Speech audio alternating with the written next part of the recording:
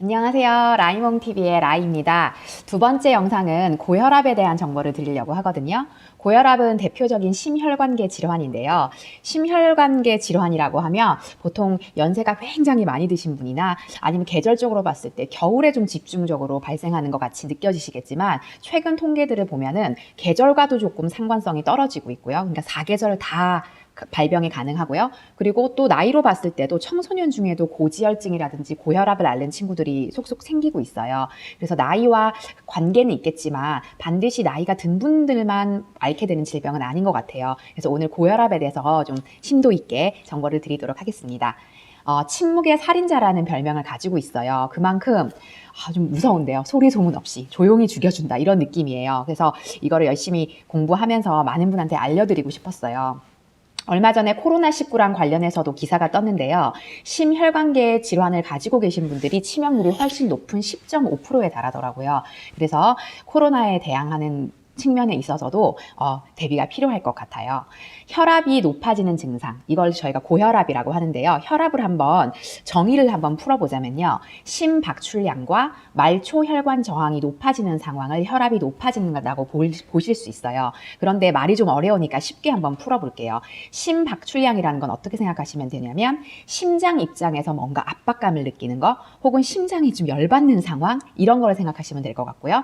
두 번째로 말초 혈관 저항이라는 거는 말이 조금 어렵지만 혈관 측면에서 생각하시면 될 것 같아요. 심장에서 계속해서 펌프질을 통해서 혈액을 내보내잖아요. 그 혈액을 받아들이는 혈관 입장에서 굉장히 부담스러운 상황이 됐을 때 혈압이 높아진다. 이렇게 간단하게 두 가지로 정의할 수 있어요. 이 그림을 보시면 이게 좀 잘 설명이 되어 있는 것 같아요. 하트, 그러니까 심장에서 혈관을 통해서 혈액을 흘려보내는데 여기에 영양소와 산소가 포함이 되어 있죠. 그래서 저희가 손끝, 발끝까지 잘 영양을 공급해줘야 되는데요. 심장의 측면 혹은 그걸 받는 혈관의 측면에서 어쩔 때 부담이 될까, 어쩔 때 짜증이 날까 이걸 한번 알려드릴게요. 첫 번째 상황은요. 서글퍼요. 나이가 들수록 혈압이 높아지는 건 맞아요. 왜 그런지 알려드릴게요.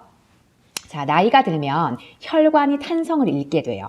그러면 이렇게 한번 상상해 보시면 어떨까요? 공을 아주 강하게 피구할 때처럼 공을 아주 강하게 던지는데요. 그 공을 받는 사람이 18살 청년이 딱 받아요. 이것과 반대로 81살 되신 할머니께서 그 공을 받아요. 어떤 사람이 더 데미지가 클까요? 당연히 연세가 있으신 81세 되신 할머니가 더 느끼는 압박감이 크겠죠. 그것처럼 나이가 들고 탄성이 떨어져 있는 혈관에 혈압이 심장에서 계속 혈액을 주게 되면요. 그 느끼는 압박감, 즉 말초 저항이 높아지게 되면서 혈압이 높아지게 돼요. 그러면 나이는 되돌릴 수가 없잖아요. 그럼 어떤 솔루션을 드릴 수 있냐면 영양소의 관점에서 보자면 비타민C와 오메가3가 혈관을 튼튼하고 탄력 있게 만드는 데 도움을 주고요. 운동을 볼 때는 무산소 운동보다는 심장이 벌떡벌떡 뛰고 땀이 이렇게 나는 유산소 운동을 하셨을 때 혈관 안에 있는 근육들이 탱탱하게 탄력을 유지할 수 있게 도와준다고 해요. 두 번째는 체중이 늘면 혈압이 높아진대요. 이거는 저희가 솔깃하는데요. 고혈압과 체중 감량에 대한 이 논문들이 많은데요. 이 표를 보셔도 비만한 사람이 고혈압 발생 위험이 2배에서 6배로 높여지고요. 정상 체중에 비해 10% 이상 과체중인 경우도 3.5배. 표준 체중의 20% 이상 증가할 경우는 고혈압 발생 위험도가 8배가 올라간다고 하고요. 미국의 한 대학에서 논문을 냈는데 13사람의 고혈압 약을 꾸준히 복용하고 있었던 환자들에게 체중 감량을 시도했더니 7명이나 고혈압 약을 끊게 됐다고 해요. 그래서 체중을 잘 관리하시는 것 자체도 고혈압을 막으실 수 있는데요. 이거의 기전을 설명드리자면 이거는 어린아이 기준이 아니고 성인의 기준이에요. 성인 기준으로 체중이 4kg이 증가할 때마다 혈관을 생성하는 게 아니라 기존에 가지고 있던 혈관을 늘려 쓴다고 해요. 무려 1km를 늘려 쓴다고 해요. 그러면 제가 만약에 8kg이 살이 쪘다. 그러면 기존에 있는 혈관이 2km가 증가한 거죠. 그러면 혈관이 얇아지게 되겠네요. 아주 탱탱하게 되잖아요. 그렇게 텐션이 있는 혈관이 똑같은 혈액량을 내뿜는 심장은 똑같겠지만 혈관 입장에서 느끼는 건 굉장히 불안하고 짜증날 수 있을 것 같아요. 그래서 체중이 증가할수록 혈관이 느끼는 압력은 증가하고 그래서 혈압이 증가한다고 보실 수 있어요. 그러면 다이어트를 하시면 되는데 이거는 정말 말이 다이어트지 정말 스마트하게 하시지 않으면 지치고 요요만 올 뿐 살이 빠지지 않을 거기 때문에 이건 다음 영상에서 제가 다이어트에 대한 정보를 드리도록 하겠고요. 세 번째는 짜게 먹으면 혈압이 높아진다. 이거는 많은 국민들이 상식처럼 아는 것 같아요. 짜게 먹으면 근데 혈압이 왜 높아지는지도 알려드릴게요. 저희가 외식을 많이 하고 돌아왔을 때 물 맥혀 이런 말을 많이 쓰잖아요. 나트륨이 증가하면 나트륨은 수분을 빨아들이기 때문에 물을 더 많이 먹게 돼요. 그러면 물을 많이 먹게 됐다는 거는 제 몸에 가지고 있던 혈액의 양이 늘었다고 보실 수 있겠죠. 그러면 한 번에 심장이 보내야 하는 혈액의 양이 증가했죠. 그렇게 되면 심장의 입장에서는 할 일이 많아진 거예요. 그러면 짜증나겠죠. 화가 나겠죠. 그래서 심박출량에 포커스를 맞췄을 때 혈압이 올라간다라고 보실 수가 있어요. 그러면 솔루션은 뭐가 될까요? 나트륨 섭취를 좀 의식적으로 줄여주시는 거, 또는 나트륨과 밸런스를 이룰 수 있는 영양소가 칼륨이거든요. 칼륨의 섭취를 늘려주시는 거, 뭐 바나나 반쪽 정도로 더 먹어주거나 이런 게 방법이 되겠죠. 그런데 주의해야 될 건 뭐냐면 신장이 약하신 분들은 칼륨 섭취를 굉장히 조심하셔야 돼요. 그래서 가장 좀 좋은 방법은 나트륨의 섭취를 어느 정도 제한해 주시는 거, 이게 좋은 솔루션이 될 것 같아요. 네 번째는 탄수화물을 과식하면 혈압이 높아진다. 대표적인 빵순이로서 굉장히 이거는 좀 마음이 아픈데요. 탄수화물, 빵, 떡, 국수 이런 거를 과식하시면 혈압이 높아진대요. 그 이유를 설명해 드릴게요. 자, 여기 그림에서 보시면 오른쪽에는 맑은 티가 있고요. 왼쪽에 보시면 스무디인지 생과일 주스인지 이런 주스가 있어요. 이 두 가지를 똑같이 빨대로 만약에 흡입한다면요. 어떤 게 더 먹기가 편할까요? 당연히 맑은 티겠죠. 왜냐하면 이쪽은 걸쭉하잖아요. 걸쭉한 걸 빨아당기기가 더 어려울 거예요. 빨아들이는 것도 힘들겠지만 반대로 분다고 생각하셔도 상황은 마찬가지예요. 그러면 탄수화물이 우리 혈액 속에 트리글라세이드라는 중성지방으로 저장이 될 텐데 탄수화물을 많이 먹어서 중성지방이 우리 혈액 안에 둥둥둥둥 떠다니게 되면 그게 마치 과일 주스, 생과일 주스처럼 뻑뻑한 상황이 된다고 생각하시면 되는 거예요. 지금 보이는 그림처럼 이렇게 중성지방이 많게 되면요. 심장 입장에서는 굉장히 부담스러워요. 똑같은 압력으로 불어서는 손끝 발끝까지 혈액을 보내기가 힘든 거예요. 그래서 압을 높여서라도 본인의 할 일을 다 하게 되거든요. 그러면서 혈압이 높아지게 돼요. 슬프지만 탄수화물의 양을 줄이시는 게 가장 근원적인 걸 거고요. 두 번째는 기름은 기름으로 녹여야 되기 때문에 물로는 녹지 않아요. 그래서 오메가3, 그 중에서도 EPA를 섭취하시게 되면 중성지방의 수치를 낮추실 수가 있어요. 그리고 세 번째는요. 카르니틴을 느리기라고 제가 썼거든요. 여기 보시면 장작이 활활 타고 있잖아요. 오랫동안 좀 활활 타게 하려면 장작이 아무래도 괜찮겠죠. 그것처럼 저희가 먹은 음식, 그 음식을 세포 안에 있는 미토콘드리아 안으로 집어넣어서 발열작용을 해서 에너지 대사를 할 수 있는 자원들이 저희가 많아요. 탄수화물을 먹었을 때는 4kcal의 에너지를 낼 수 있다.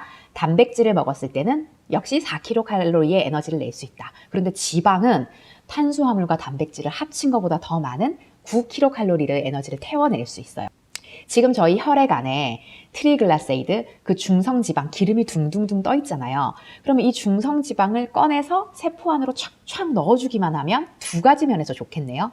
중성지방 수치는 줄어들 것이고, 그래서 혈압 수치는 떨어질 것이고, 두 번째로 에너지를 9kcal를 막 넣어서 태울 거기 때문에 활력이 넘칠 거예요.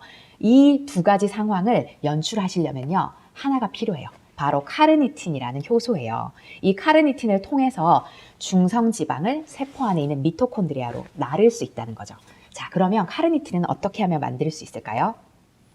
여기 보시면 라이신 아미노산과 메티오닌 아미노산, 저희 9가지 필수 아미노산 중에 2가지인데요. 이 2가지를 섭취했을 때 이것들이 간으로 이동해서 만들어지는 효소가 바로 카르니틴 효소예요. 그런데 라이신 아미노산과 메티오닌 아미노산은 대표적으로 동물성 단백질에서 많이 섭취를 하실 수가 있어요. 그런데 동물성 단백질을 섭취하실 때 포화지방이라든지 아니면 제가 이전 영상에서 말씀드렸던 항생제라든지 또 여성 호르몬 같은 문제에 있어서 자유로울 수 없기 때문에 식물성 단백질을 섭취해 주시는 것, 그래서 카르니틴의 효소의 양을 늘리고 그게 중성지방을 활활 태울 수 있게 만들어주는 게 가장 이상적인 솔루션이 아닐까 생각이 돼요.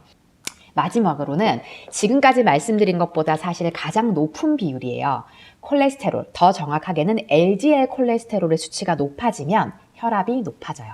심장 입장에서는 보내야 되는 혈액의 양이 정해져 있어요. 일감은 이미 정해져 있는데 4차선 도로를 통해서 차를 보내가지고 손끝 발끝까지 보낼 때는 원활했다는 거죠. 그런데 이게 갑자기 LDL 콜레스테롤 때문에 2차선 도로가 된 거예요. 그러면 똑같은 양을 2차선 도로를 통해서 택배를 보내야 돼? 그러면 굉장히 스트레스를 받고 화가 나는 상황이 되는 거죠. 혈관 안에 쓰레기가 막 떨어져 있는 거예요.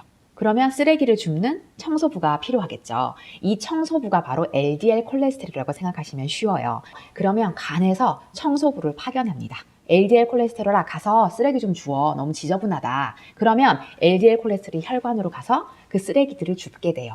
이 쓰레기에 해당되는 게 뭐냐면 대표적인 세 가지가 일산화탄소, 그리고 포화지방, 그리고 내장지방으로 분류할 수 있어요.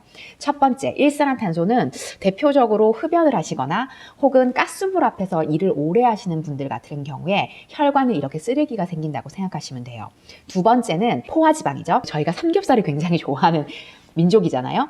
이렇게 육류 단백질, 특히 삼겹살 같은 데에 있는 이런 포화지방들이 혈액 안으로 들어가면 이런 쓰레기로 발생된다고 보시면 돼요. 세 번째 내장 지방은 뭐냐면 사실 이 세 가지 중에서 가장 위험한 거예요. 왜냐? 일산화탄소나 포화지방은 마음먹고 끊을 수 있어요. 하지만 우리 배에 이렇게 자리 잡고 있는 내장 지방은요, 지금 제가 말하는 이 순간에도 혈액과 연결이 돼서 계속 혈액을 지저분하게 하고 있어요. 이게 바로 쓰레기라고 보시면 되는 거죠. 그러면 어떤 사람이 혈액 검사를 했는데 LDL 콜레스테롤이 높게 나왔어. 이건 무슨 의미냐면 혈액 안에 쓰레기가 많아라고 생각하시면 되는 거죠. 그러면 LDL 콜레스테롤이 쓰레기를 막 주었네요. 이제 돌아가야 되잖아요. 간으로 가서 뭐 분리수거도 하고 청소를 해야 되는데 그 간까지 데려가는 청소차를 HDL 콜레스테롤이라고 하시면 돼요. 그러면 HDL 콜레스테롤은 적정량이 필요하겠죠. 그래서 HDL 콜레스테롤은 수치가 60 정도일 때 가장 베스트라고 보실 수 있어요. 쓰레기를 주러 온 LDL 콜레스테롤은요, 지금 그림에서 보시는 것처럼 4개의 전자를 가지고 있어요. 그런데 이 쓰레기차를 타고 간에 가야 되는 이 막중한 임무를 띠고 있는 이 상황에 양아치들이 등장을 하는 거죠. 그래서 얘네들 쓰레기차를 뒤엎어버리는 거예요. 이게 바로 우리 몸에 있는 활성산소예요. 활성산소는 전자를 3개 가지고 있고 굉장히 불완전한 아이들이에요. 그래서 이 아이들은 전자를 4개 가진 LDL 콜레스테롤을 자꾸 공격하는 거죠.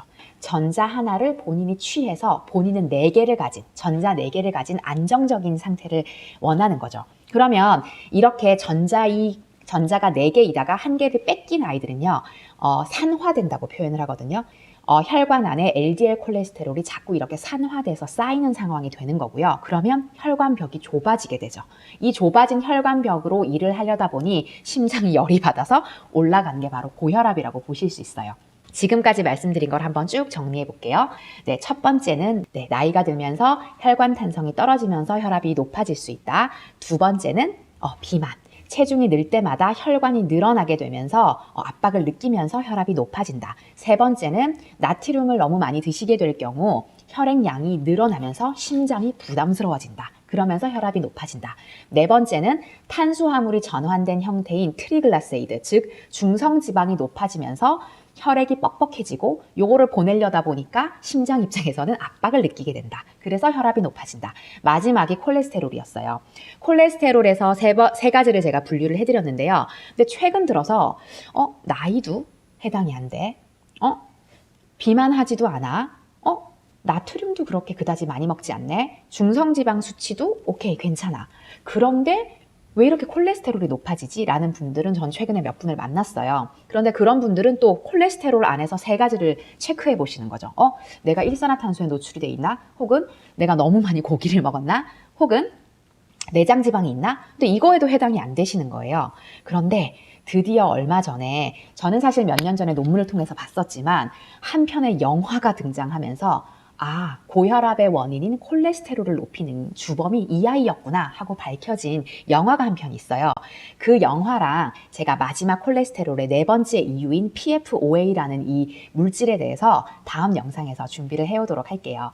오늘 영상은 고혈압에 대한 영상이었고요. 솔루션을 이 마지막 차트에 정리해서 올려드리도록 하겠습니다. 다음 영상에서 또 만나도록 할게요. 감사합니다.